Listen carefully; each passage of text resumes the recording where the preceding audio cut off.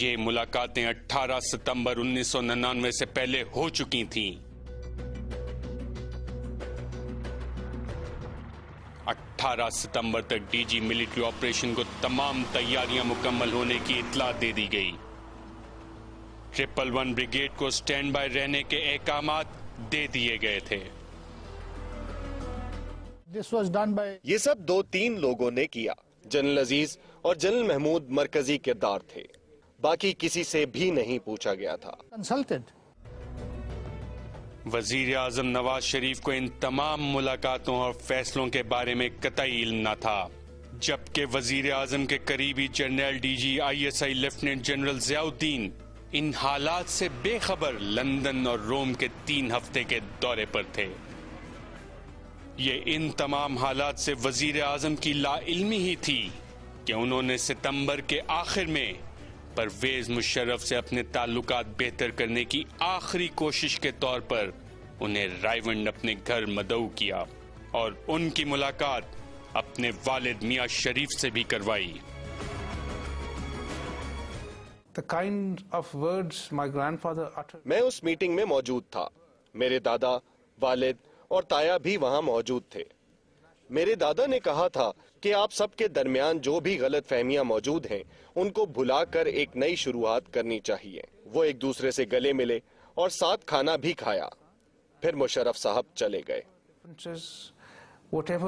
जब मुझे उम्रे पे भी लेकर गए, इनके दिमाग में, जब मुझे डिनर पे भी बुला रहे हैं, इनके दिमागों में एक कॉन्स्पिरेसी थी, उसको ये बड़े आराम से एग्जीक्यूट कर रहे थे और मुझे एक सिचुएशन ऑफ कॉम्प्लेसेंसी में डाला हुआ था कि बिल्कुल ये the conspiracy was in their mind.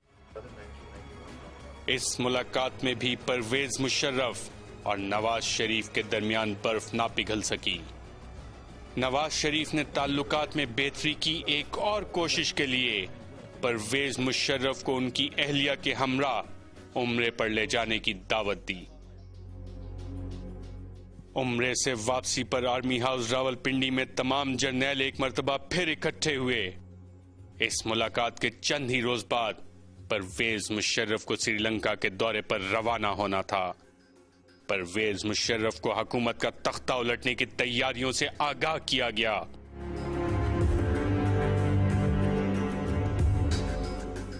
इस मुलाकात के इख्तिताम पर परवेज मुशर्रफ ने हिदायत जारी की कि अगर उनकी मुल्क में अदम मौजूदगी के दौरान वजीर आजम नवाज शरीफ ने उन्हें बरतरफ करने की कोशिश की तो इक्तिदार पर कब्जा कर लिया जाए।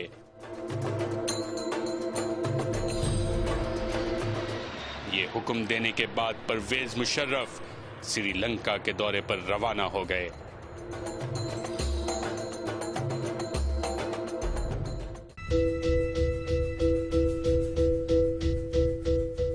10 अक्टूबर को रायवंड में वजीर आजम नवाज शरीफ ने रात के खाने के बाद अपने बेटे हुसैन नवाज को बुलाया।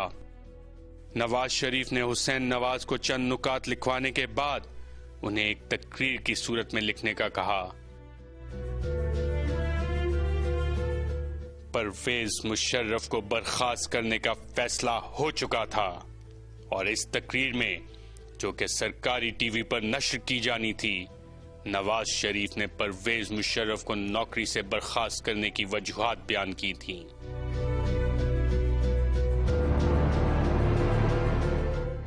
अक्टूबर को नवाज शरीफ मुत्तहिदा अरब इमारात के एक रोजा दौरे पर गए। बताया यह जाता है कि यह एक मामूल का दौरा था जिसमें वजीर आजम नवाज शरीफ ने मुत्तहिदा अरब अमारात के अमीर की अय्यादत के लिए जाना था, लेकिन वजीर आजम के जहाज में एक मुसाफिर ऐसा भी था जिसके साथ जाने की इत्तला किसी को ना थी। ये मुसाफिर थे उस वक्त के हाजिर service DG ISI lieutenant general Ziauddin. इसके साथ साथ जहाज में उस वक्त के चेयरमैन PTV परवेज रशीद और वजीर आजम के साहबजादे हुसैन नवाज भी मौजूद थे। जहाज ही में नवाज शरीफ ने परवेज मुशर्रफ के खिलाफ अपने शदीद तहफ्फुजात का इजहार करते हुए अपने करीबी DG ISI जनरल जियाउद्दीन से कहा कि वो नए आर्मी चीफ की जिम्मेदारी उन्हें सौंपना चाहते हैं। सफर के इख्तिताम से पहले नवाज शरीफ ने हुसैन नवाज को उनकी तकरीर में चंद मजीद नुकात शामिल करने का कहा।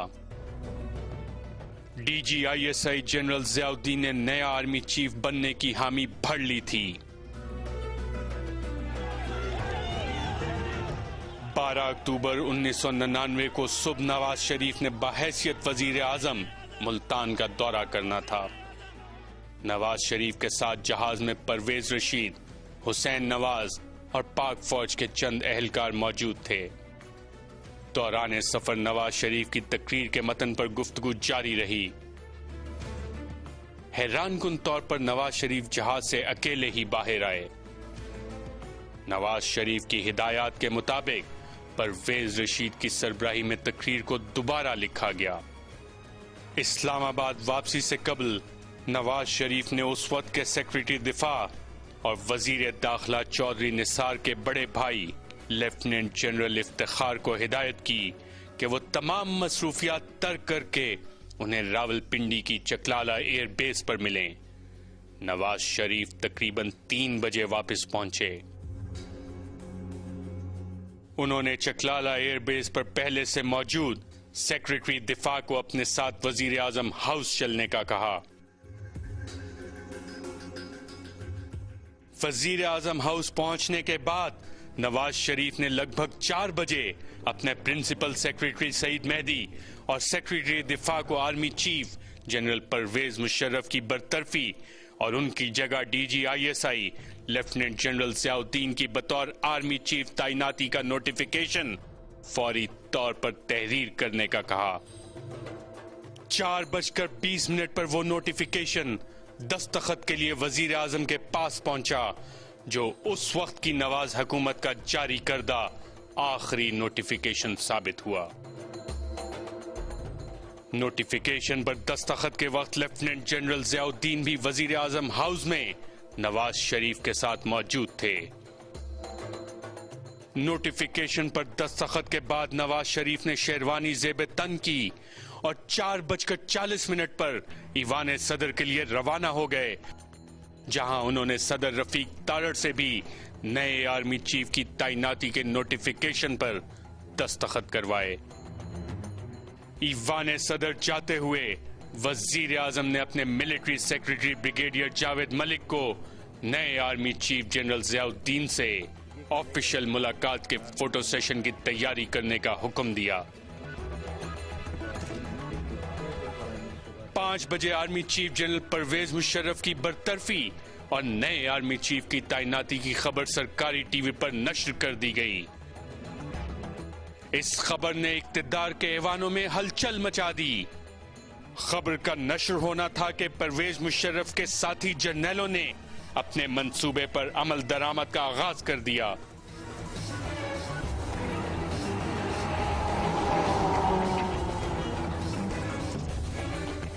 हैरानकुन तौर पर खबर चलने के महज 20 मिनट के अंदर 111 ब्रिगेड के जवान सरकारी टीवी की इमारत में दाखिल हो चुके थे, जहां उन्होंने इस खबर को फौरी तौर पर रोकने का कहा। ये न्यूज जो पहली दफे आई है ये 5 बजे आई थी, उसके बाद एक आध दफे रिपीट भी हुई थी। 6 बजे की जो न्यूज आनी थी उस पर उन्होंने कहा कि जी यहाँ आर्मी आ गई है पीटीवी पे, और वो ये न्यूज अब नहीं चलने दे रहे हैं। पीटीवी से वजीर आजम हाउस तक ये इत्ला फौरी तौर पर पहुंच गई। इस इत्ला के पहुंचते ही वजीर आजम को एहसास हो गया कि वो जिस अमर को इतना आसान समझ रहे थे वो इतना आसान नहीं था। खबर चलने के बाद ही फौज की नकलो हरकत शुरू हो चुकी थी। 111 ब्रिगेड के जवानों ने वजीर आजम हाउस को घेरे में ले लिया। ब्रिगेडियर जावेद इकबाल जो कि मिलिट्री सेक्रेटरी थे प्राइम मिनिस्टर के, उन्होंने आके वहां बात की है ऑफिसर से कि why have you entered the prime minister house and this is not the proper thing to do, जिस पे they were not prepare to listen. मैं मोहम्मद नवाज शरीफ सिद्ध के दिल से हल्फ उठाता हूँ As Prime Minister of Pakistan, Pakistan जिंदाबाद। पाइंदाबाद। वकील में जनरल इफ्तिखार बोल रहा हूँ। Aircraft he will be guided by the ADC in Karachi.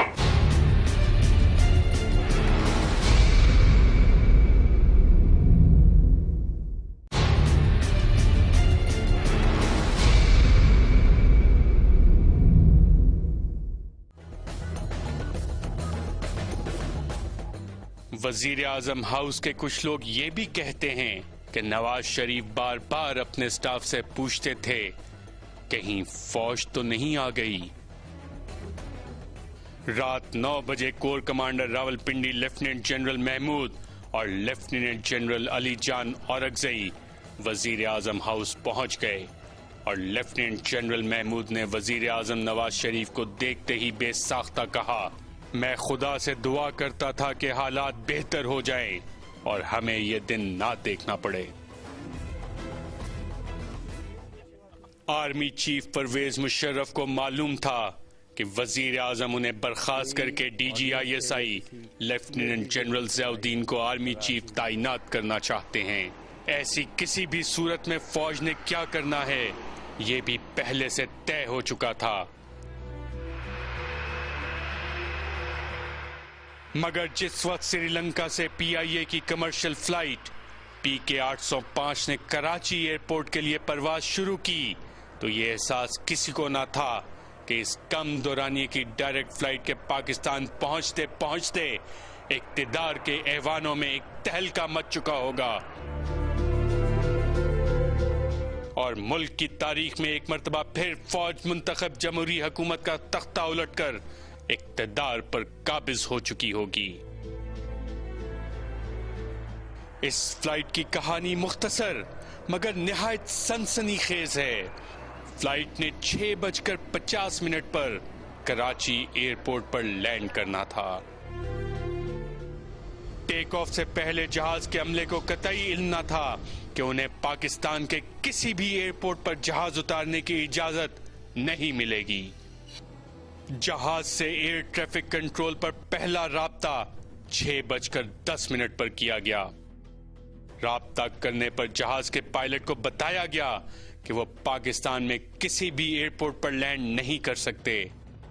जहाज को कहां लैंडिंग करना होगी ये फैसला पायलट पर छोड़ दिया गया।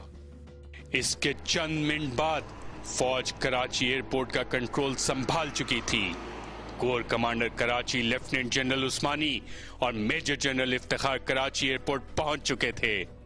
मैसेज दिया है कि the take over has been completed और अब आप लैंड कर सकते हैं। फिर एयर ट्रैफिक कंट्रोल से मेजर जनरल इफ्तिखार ने तैयारे के पायलट से राब्ता किया और तैयारे के पायलट को कहा गया कि किसी दूसरे एयरपोर्ट पर जाने की जरूरत नहीं, लैंडिंग कराची एयरपोर्ट पर ही होगी। सर आवाज बोल रहा हूँ। सर सर जनरल साहब यहाँ है। 805 मस्ट लैंड है सर, आप इनसे बात करें। हेलो हेलो हेलो हाँ हेलो कौन बोल रहे हैं? वकील बोल रहा हूँ। वकील में जनरल इफ्तिखार बोल रहा हूँ। जी सर साहब जहाज को आप डायरेक्ट इसको कराची ATC के साथ कर दें। ATC को कांटेक्ट कर लो क्या sir? Aircraft he will be guided by the ATC in Karachi. Right, sir, but he is saying that he is planning and he said I will let you know. You just tell the pilot to get directly in touch with the ATC Karachi. Pakistan 805, I'm getting you incoming phase out of 120. Request intentions. Hello? Hello? Sir, land क्यों नहीं कर रहे हैं? Sir, ये नहीं wait कर रहा, वो सीधा क्लाइंब कर रहा है। He said कि I'm trying to set fuel, I'm going up, so I have very little fuel. So he is out of already one. तो ये तो कोई बात नहीं बनी ना, ये मस्ट लैंड है, लैंड क्यों नहीं कर रहा है? उसको कह रहे वापस आओ, वो नहीं आ रहा हूँ। Pakistan 805, turn left heading 240, vectoring for Karachi for landing. उसको कहेंगे you are hereby directed to please land in Karachi airport. The Karachi control tower will guide you. There is no need to divert anywhere. Is that clear? Oh. कुछ ही देर में परवेज मुशर्रफ तैयारे के cockpit में पहुंच चुके थे। जहाज के पायलट की जानिब से एयर ट्रैफिक कंट्रोल पर राब्ता करके कहा गया कि general Pervez Musharraf corps commander Karachi से बात करना चाहते हैं, मगर वो वहां मौजूद नहीं थे। जनरल मुशर्रफ ने मेजर जनरल इफ्तिखार से बात की। तैयारे के कॉकपिट से परवेज मुशर्रफ ने 7:32 पर जो आखिरी हुक्म दिया, उसमें कहा गया कि लेफ्टिनेंट जनरल महमूद और अजीज से कहें कि किसी को मुल्क से जाने की इजाजत ना दी जाए। तैयारे के कराची एयरपोर्ट पर लैंड करने तक तमाम मामलात फौज के हाथ में आ चुके थे। परवेज मुशर्रफ का रास्ता साफ था। सब कुछ मंसूबे के मुताबिक हुआ। इसके बाद आर्मी चीफ जनरल मुशर्रफ और उनके साथियों को इक्तदार संभालने में कोई दिक्कत पेश नहीं आई। पाकिस्तान हमेशा पाइंदाबाद। 12 अक्टूबर की इस तारीख साज दास्तान के बाद जनरल परवेज मुशर्रफ ने बिला शिरकत गैर पाकिस्तान पर हुकूमत की। 9 साल तक मुल्क में जमहूरियत के नाम पर आमरीयत का रक्स जारी रहा।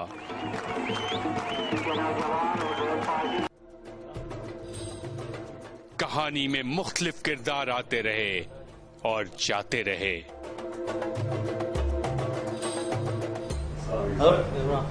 कैसे पर्दा स्क्रीन पर सियासतदान आमिर की उंगली के इशारों पर नाचते रहे। इस सियासी पुतली तमाशे का दौरानिया बढ़ता गया, मगर फिर तारीख के पन्नों पर यह तहरीर होना बाकी था कि परवेज मुशर्रफ को कैदी नंबर 1500 अलॉट किया गया। परवेज मुशर्रफ ने इक्तदार से रुखसती, खुद साख्ता जिलावतनी और फिर वापसी पर यह दिन भी देखा कि उन्हें गर्मियों की एक रात इस्लामाबाद पुलिस लाइन के एक 16x10 के कमरे में गुजारना पड़ी। वही शहर इक्तदार जहां कभी उनका तूती बोलता था। मैं मोहम्मद नवाज शरीफ सिद्ध के दिल से हल्फ उठाता हूँ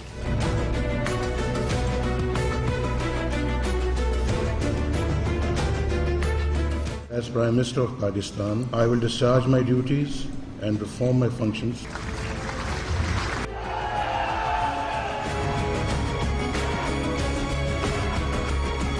पाकिस्तान जिंदाबाद। पाइंदाबाद।